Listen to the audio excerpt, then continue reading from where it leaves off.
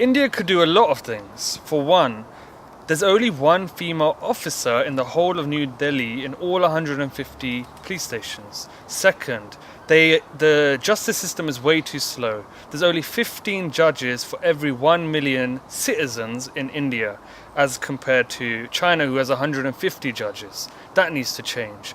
The fact that we stigmatize the victims, that needs to change.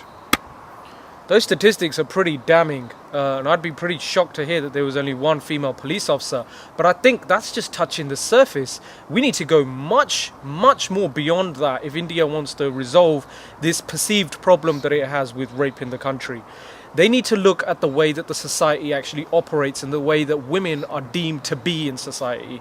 Moreover, they need to look at the way they talk about sex.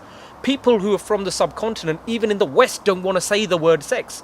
Some people watching Left versus Right now will be looking at me and thinking, oh my God, he just said sex. We need to fix those problems. Yeah, and I suppose a lot of that comes from people like Gandhi creating such a sexually repressed culture. It means that people aren't able to express themselves. Especially one story I remember reading about Gandhi was that in South Africa, two of his followers were harassed by a man. He said, he didn't even say, he cut the lady's hair, and he said on record he was sterilizing the sinner's eye. That's the kind of culture that Gandhi's left behind, and his face is on the currency. Yeah, his face might be on the currency, but I think that's way unfair to just pick out Mohandas Gandhi as being like a endemic of this problem that exists in Indian society. He's one character. For me, he was an uninspiring character. Moreover, I know loads of the country looks at him as the father of the nation. I don't. And nor do hundreds of thousands, probably millions of others across India who knew those stories about him too. I think Indians have to look at themselves. Not just Indians, we could move this problem over to Pakistan. In fact, all of the subcontinent region, all of South Asia has problems here because they don't talk about these things in public. How many rapes actually go unreported? It's a much bigger problem than we'd think. Yeah, that's a good point. And it's something that I feel like has followed us as well. It's not just something that stayed in India.